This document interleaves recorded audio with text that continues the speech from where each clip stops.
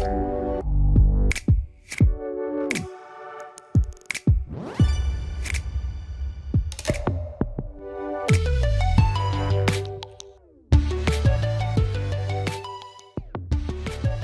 right, let's go ahead and get started with the session. Hopefully have a few more people join as we get into things.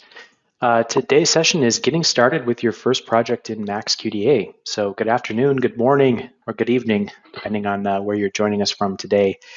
Delighted to have you with us and to take a look at getting started with your first project. This is going to be a basic introduction to the software and some of its features. So it's geared primarily towards new users.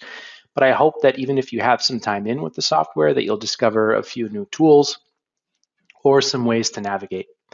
So my name is Joel Drevlo, and I am a certified trainer with MAXQDA. Just so you know a little bit about me, I have several years of experience training new users to MAXQDA and have done a bunch of analysis projects that were primarily focused on program evaluation for a university-affiliated outreach organization. So before we jump in, just to take care of a little bit of housekeeping. First, we're going to be moving through things at a pretty decent clip today to try and cover as much as we can. But have no fear, this webinar is being recorded and you will have access to that in the future so that you can review anything that we've covered today and maybe play things through at a little bit of a slower speed.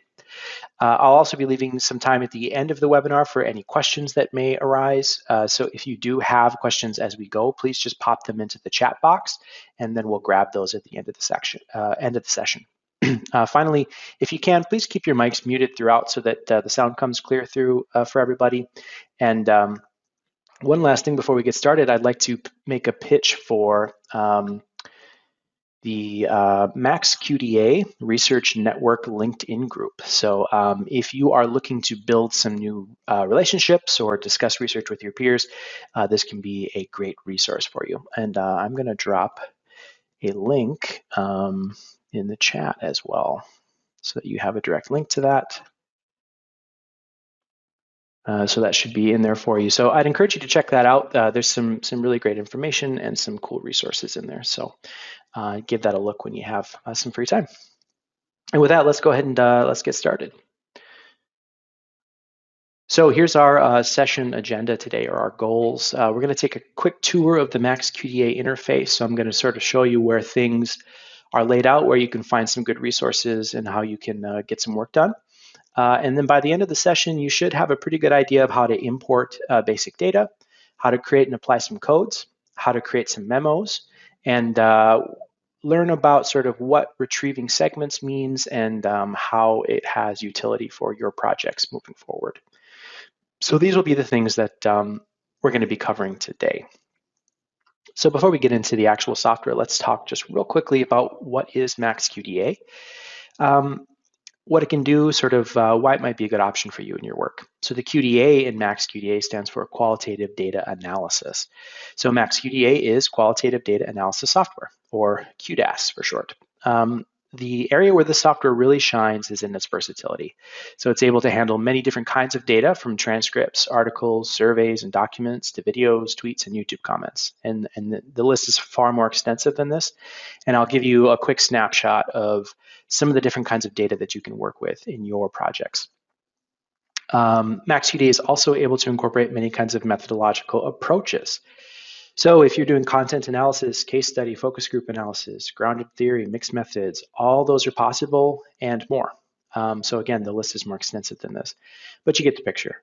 What you have here is a software that enables you to work with many different kinds of data in many different ways. So it's extremely versatile. Though personally, what I appreciate most about this whole process is that MAXQDA has all of this versatility, but it's able to incorporate it in a package that is still really intuitive for new users. So I hope that this gives you a sense of sort of what this is all about. And with that, let's go ahead and jump into the software. So I'm actually going to start from the very beginning. We're going to open up MAXQDA. And I'm going to show you just a couple of things that you'll be seeing with the interface to see some things that might be helpful for you as you get started with your projects. So when you open MAXQDA, this is what you're going to see. You'll see up here at the top, you have an option to set your username I'm going to encourage you to do this. It should auto load when you install this, but if it doesn't, you should set that. This is especially important if you're going to be doing a team-based project, as this user ID will be tagged to any work that you contribute to the project file. So that'll be really helpful for tracking where things, what users uploaded where and when, makes it a lot simpler. You'll also see some options here for creating projects, opening projects. As new users, I'd encourage you to explore this option here in the examples. The English work-life balance is what we'll be looking at today. We do also have it delivered in several other languages if that's more convenient for you. But this is what we'll be checking out today. In addition, you'll find some other cool video tutorials describing some new features or specific features that may be relevant to you. And I'd also encourage you to check out the MAXQDA Press and the research blog. There's some really cool articles and free textbooks and things in there. Additionally, if you have an interest, I'd encourage you to maybe consider joining that research network. It can be a really great resource. You can meet some cool people. So with that, let's go ahead and jump into a file and get started. If you do want to follow along, you can open up that English work-life balance example project, and you can follow along with me today. So the first thing that I think we should set up to sort of orient ourselves is looking at the way things are laid out in MAXQDA. What you'll be seeing here is the ribbon at the top of the page. What's nice about this option is that it's sort of laid out in the order that you'll probably approach your project. So the home option is going to set you up to basically get your view set up in the actual interface. Import would be the next logical step. You'll be pulling in data. Codes, you'll be creating codes. Memos, the documentation, and so on and so forth. So this can be a helpful way to sort of orient yourself as to what it is that's what it is that you need to get done in your project. Additionally, over here in the top right corner, I want to point this out for everyone. This question mark will get you to the online help documentation. This is a downloadable PDF, so if you want to work offline, you can download that. This is super helpful if you're just starting out. There's a really good documentation for examples and sort of explaining what things are and what you can do with specific tools in MAXQDA. The smiley face, if you want to submit some feedback, if you find any bugs or if you have any suggestions. This gear icon will open up your settings and you can change some things. So for example, you can update your user interface if you'd like a dark mode. You can change your font size, you can change your language, all those different things. So those are some helpful things to point out. If you are working on a smaller screen, like say a laptop or something like that, this reduce menu option can be kind of helpful. It actually just minimizes this so that you have more screen to work with, essentially.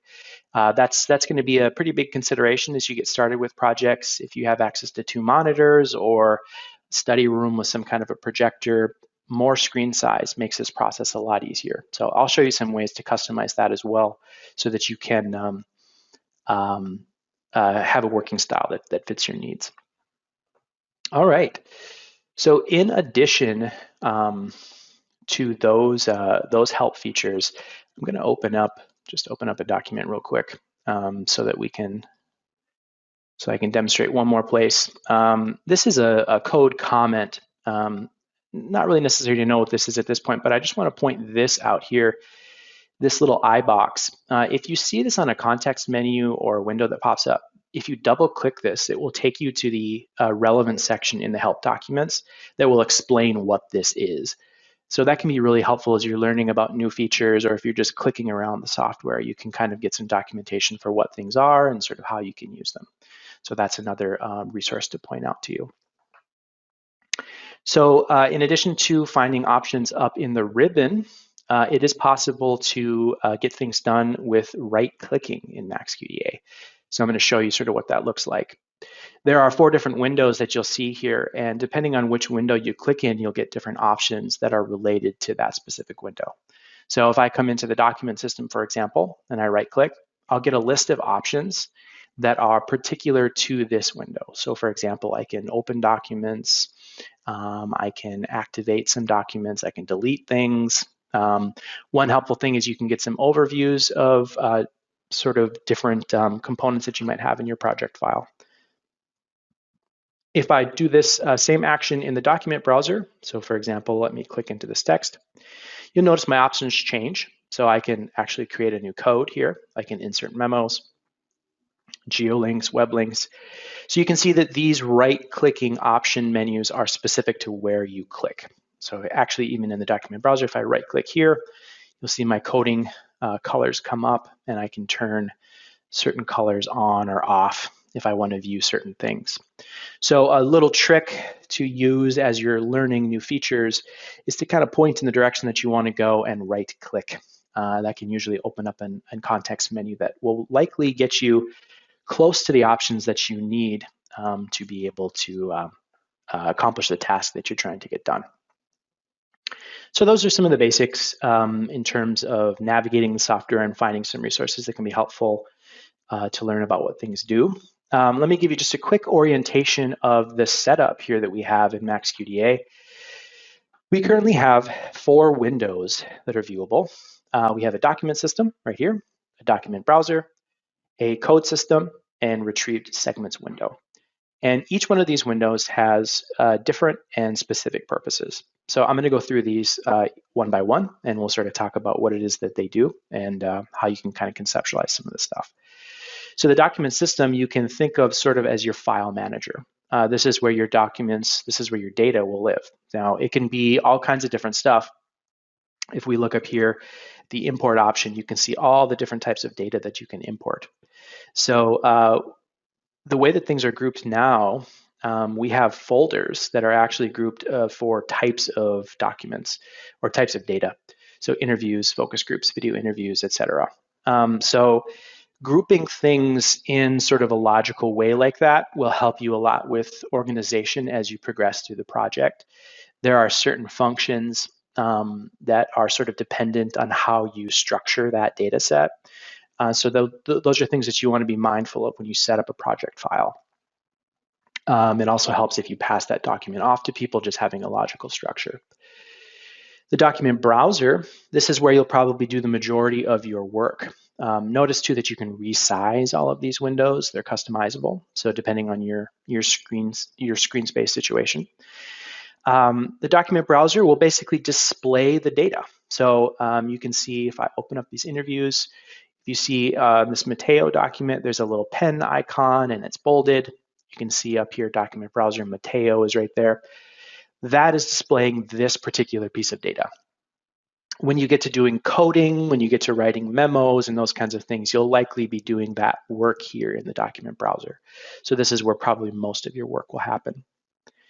The code system over here, this is where your analytical codes will live. So depending on your methodological approach, you may be building this out over time. You may have a set code structure that you actually have built and then import from Excel or from some other QDAS suite. It kind of depends on the specific approach that you want to take. And we're going to take a look at creating codes and assigning codes later on in the webinar today. The last window that you're going to see here is retrieved segments. And right here, you'll see that there is a notification that says activate documents and codes to retrieve coded segments. So activation is really a key function in MAXQDA, and really it just means to turn it on. So the retrieve segments window you can kind of think of as a way to look at the intersection of certain things. So for example, just to get some data populated down here, let's take a look at we'll take a look at Salim's interview, and then let's activate the code typical workday. And you can see now some data pops up down here. Basically what this does is it takes just this particular document. Now, if I wanted to, I could activate everything in my data set. That would be kind of overwhelming. So we're going to look specifically just at Salim's data. If I activate that along with typical workday, I get, it says over here, 2 coded segments from one document and one document group. So the 2 coded segments essentially means 2 chunks of data, or in this case, text. Now, this could be like, if you had images, it could be a portion of an image, or it could be part of a video or something like that. But in this case, it's text.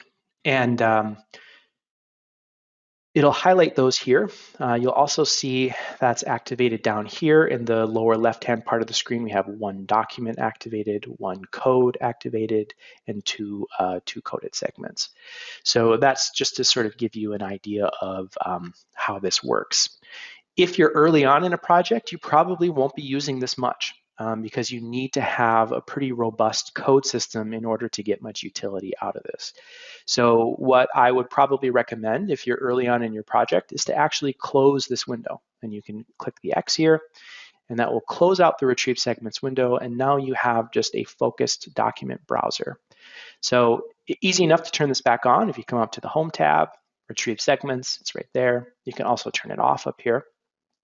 There are also some set window patterns. This is probably the most typical pattern that we started in that you would see most frequently, but we'll turn this off for now. In addition to turning panels on and off, you can undock them. So for example, let me show you that again.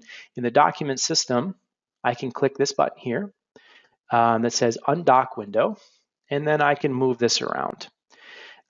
If you have access to dual monitors, this can be really helpful because you can keep your document system on one screen and devote the rest of the screen to your document browser to really keep yourself focused on the analysis that you're doing.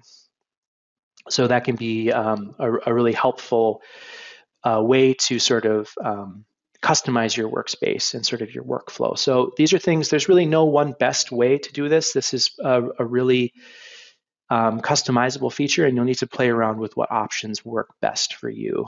There's every researcher or analyst kind of has their own style of how they approach these things. So something kind of fun to play around with to customize.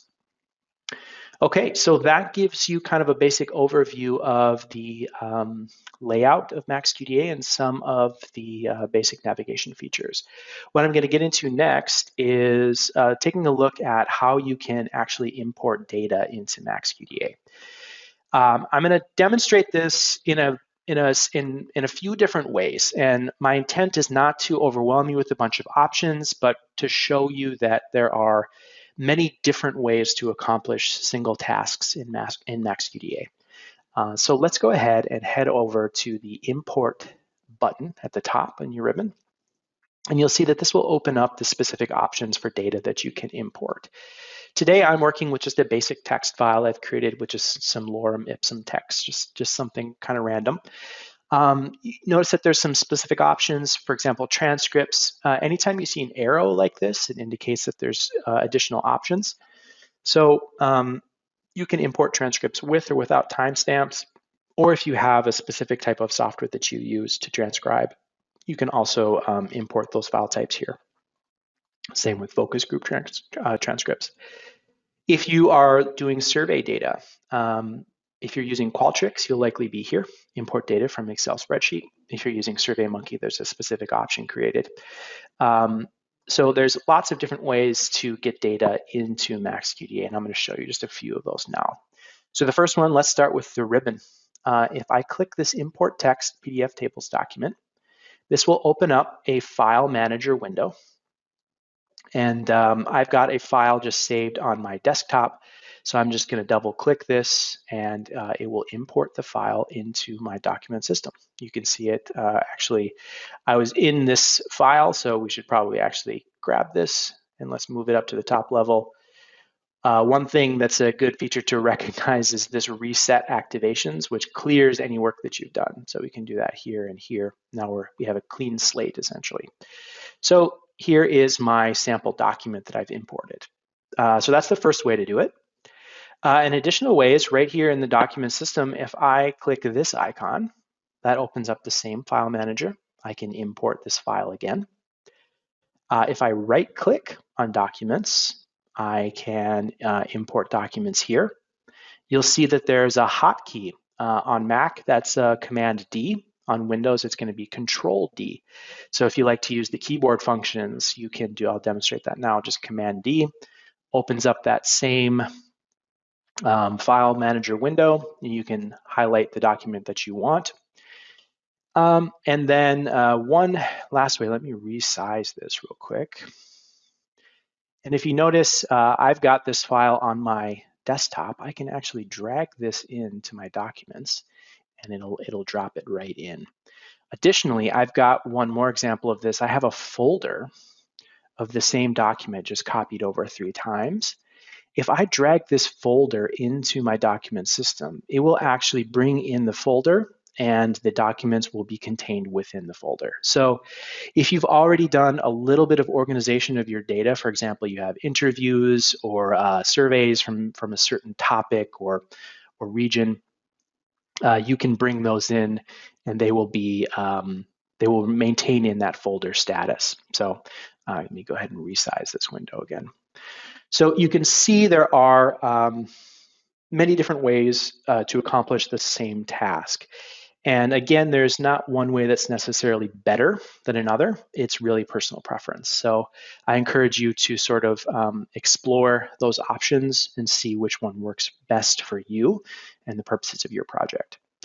So that takes us through importing documents. Let's take a look at creating some codes. And then once we've created a few codes, we'll look at how we could actually apply those codes.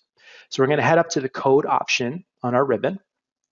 And that will give us all the various options that we can explore with codes.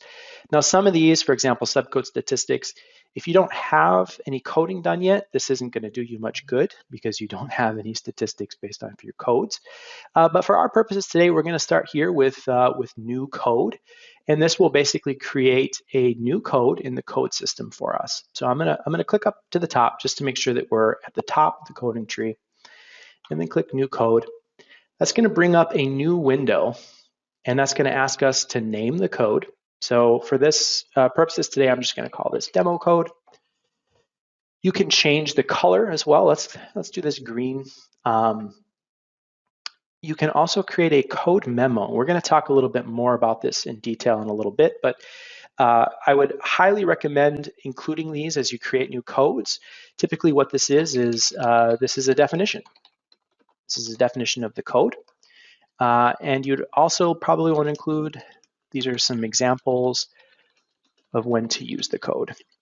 Code memos are really, really handy when you come back to a project after some time. It allows you to track sort of the evolution of your coding scheme. If you're working in a team, it allows team members to maintain sort of the same interpretation of codes. It's a really good exercise just to keep yourself and to keep others on the same page. It's another one of those great organizational tools. So we've got our name, we've got our color, we've got just a brief example memo filled out. And I'm going to go ahead and click OK. And here is my demo code created at the top of my coding tree. You'll notice that right now it says 0. That means that there is 0 coded segments. So the code exists, but it's not attached to any data in our project file yet. So I'm going to show you a couple other ways that you can create codes. Just like importing data, there's several methods to be able to do this. So you can use this icon up here in the code system, new code. You'll see that there is a hotkey command there where you can create a new code as well. If I come here in the code system itself on this plus icon, I can create a code this way. You can see that it'll open up the same dialog box. You may want to create subcodes within codes. So for example, I have, there's an example here, work-life balance. This is sort of the main theme. And then the 5 or 6 subcodes underneath here are more precise examples of work-life balance. So if I wanted to create a subcode, there's a couple ways I could do this. I can click the plus button. I can right-click and basically add, when I click new code, it will make a subcode within that. Let's use this plus option. So I'm just going to call this subcode 1. And we'll leave it the color. We'll ignore the memo for now. And if I click OK, you'll see that this is slightly indented. This means that this is a subcode. This is the parent code for this code. Still 0. There's no data attached to any of this yet. But you get an idea of sort of how you might be able to build out a coding structure or a coding scheme. This subcodes can be quite extensive in MAXQDA. I'm not sure of the exact number of subcodes you can have, but it's quite a few. However, I would be careful with how many subcodes that you do use, as it can get pretty tedious. And in some ways, it can get kind of confusing over time. So do be mindful of that in terms of how many subcodes that you do use. So once you've created your codes and any subcodes that you may have, it's then possible to attach some data to them. Actually, before we do that, there's one more thing I'm going to show you here. This is kind of a time-saving feature that is pretty handy. I want to add, let's say, 3 more subcodes to this, but I don't want to keep clicking this plus button over and over. So I'm gonna do it once. This is going to add a subcode, and I'm going to call this subcode 2. Now, instead of clicking OK, I'm going to click additional code. And what this will do is it immediately saves subcode 2 over here, and it repopulates the dialog box so I can create subcode 3, subcode 4, and we'll just go ahead and stop there. Now, this may not be terribly useful for you, but if you have more or less a defined coding structure heading into this, this can be very helpful in terms of creating your coding tree. Okay, so we've looked at importing data. We've looked at how to create codes and subcodes. Let's take a look at how we might assign some data to these actual codes. So we're going to come over to our document browser. Remember, this is where we do the majority of our work. And let's highlight a section of text. So I'm just going to do these 4 or 5 sentences here. The easiest way to code something is simply to highlight it, and then to click and drag it over to your code. Let's just go ahead and put this on demo code.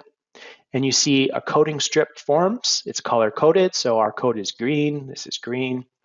And we have a 1 now by our demo code. So I have one coded segment, or one segment of text. Now, a segment could also be a portion of a picture. It could be a portion of a video. It could be a lot of different things. But in this case, it's text. So that's probably the easiest way to code. There are some other ways to code. Let's do a whole paragraph this time. So instead of clicking and dragging, I can actually just click the number, and it highlights the whole paragraph for me. Now, what I could do is I can come up here, and I can select the code that I want from the drop box. Notice that it won't show all of them. It'll just kind of show my most recent codes. But let's code this as demo code again, and then click the code highlighted segment option, and there we go. So we have this coded. Here's number 2, our coding strip. If you want, you can also drag it from this direction. So I can drag demo code over. One of the quicker ways to do this is actually to assign a hotkey. So if I come over to demo code, I'm going to right click, go to properties, and in the shortcut option, I'm going to choose this first number here. So for me on a Mac, it's command 1. Now, if you're doing some structural coding at the beginning of your project where you're kind of just looking at maybe structural elements within an interview or some kind of document, this can be kind of handy because it goes pretty fast and it saves you some clicks. So if I click on paragraph 7 and I hit command 1, that will insert my code here. So you can see there's a lot of different ways to accomplish coding, to accomplish creating codes, importing documents, and so on and so forth. One last thing I'm going to demonstrate for you here is an option for code favorites. And that's up in the, if you click into the codes option here on your ribbon, and code favorites will bring up a window that you can populate yourself. So I can remove these and I can add whatever codes I want. So let's go ahead and put domestic work and childcare. Notice it has the slash to designate that it's a subcode of work-life balance. This is a really helpful feature if you have a very extensive code tree and you're focusing on coding just a specific aspect. You don't need access to all of these codes. So if I click this paragraph, rather than having to find domestic work in my coding system, I've got it right here. I can move this around where it's convenient, and I can drop it right on there, and it's coded. So you'll see that there's a lot of different ways to approach this. There's even some auto coding features that you can use with specific text signals and things like that. Again, it's one of those things where you'll need to sort of play around with these options to find out which is best for your particular purposes. All right. So we've looked at importing some data. We've looked at creating and assigning codes. The next piece I'm going to show you is memos. So if we click the memo option, you'll see all the different options that you have for memos. And this will take you through the different types of memos. Code memos, which we've seen, in document memos, in media memos, so this would be like a video, document memos, document group, and document set memos. So there's all kinds of different options here. And I'm going to start at the very top, and we'll work our way down. So up here at the very top level, if I click into this little post-it icon, which signifies memo, you'll see this is called a project memo. So this would be the highest level memo, essentially. What this does, this is a great place to keep information about your project. So you can look at the scope of your data that you've imported. You can look at specific dates that might be relevant. You can include research questions and analysis questions, team members, project goals, all kinds of stuff. This has a lot of customization. You can add in timestamps if you want to track the evolution of things. You can customize your font if you want to designate specific team members by font or concepts by font. You can change the text color. You can change all kinds of things to sort of communicate different levels of meaning within these memos. So that's a project level memo. In addition to that, you can have document group level memos. So right here, for example, on interviews, if I double click this relates to what these interviews are. So it tells me they were conducted in person in a semi-structured way, and it lists the specific interview questions. So this is important metadata that would be relevant as we actually start to conduct any analysis on this information. You can have a memo on the level of the document. So for example, here for Mateo's interview, it tells me that it took place in his home, which may be relevant, right? In his home rather than my office or in a public place. And it tells when it happened. So we have project level memos, document group level memos, document level memos, and here we have code memos. So let's take a look at a typical workday. So here we have a code definition that tells what the code is. We have some examples of when you would use it, and we have some comments on this. If you're working with teams, this is an invaluable resource because it allows you to track any confusion that your coding team may have as they're doing work, and it allows you to track sort of the evolution of things. As you know, depending on your methodological approach, as you see more data, as you see new data, your interpretation of these codes may change over time. And being able to track that through code memos can be very valuable when you get towards the end of your project and you're trying to sort of make some kind of meaning out of this whole process. The final type of memo that I'll demonstrate here is actually in document memos. So let's say I'm reading this paragraph and there's something particularly interesting here that I want to make note of. I can double click here. You see the post-it icon is assigned here, and I can write sort of my notes to myself about this passage, and it will be saved. Note that you don't need to ever save anything in MAXQDA. That's something I should have mentioned earlier on. I close this and it's automatically saved. There's no need to specifically save anything like that. If I alter here my display in my document browser, I can actually see this memo that I've just created. It's in the side strip here. So I can track my notes to myself if I were to make any code comments. Those would appear here as well.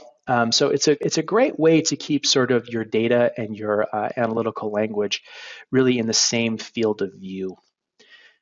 So that's about it for code memos, or excuse me, memos.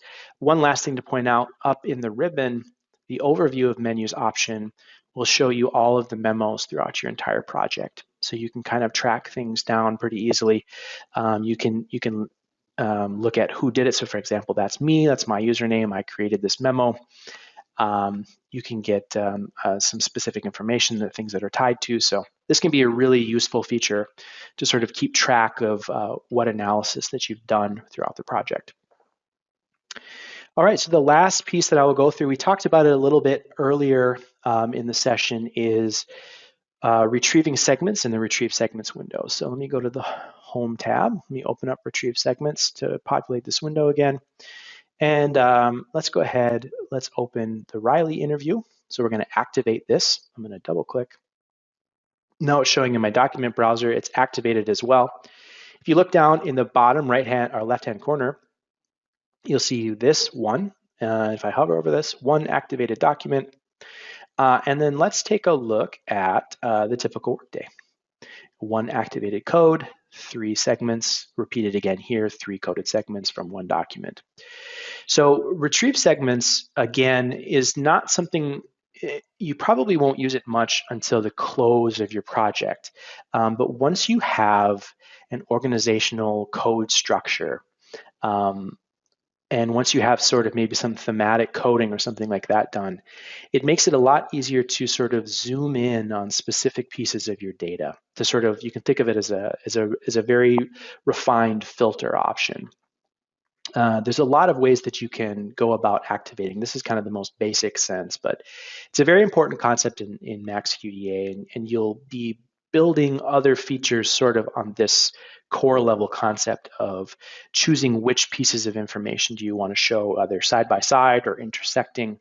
And from those locations and relationships is where you can look at sort of gleaning some kind of meaning from the data that you're seeing. So that's kind of the basic concept of this. One thing to show here to always reset these things is reset activations. Reset activations, you can also accomplish this with a Command R on the Mac, a Control R on Windows to reset your activations. But this is going to be a really powerful tool as you sort of build up your project. And with that, I think I will actually stop my presentation here. I think this covers most of what we wanted to look at today.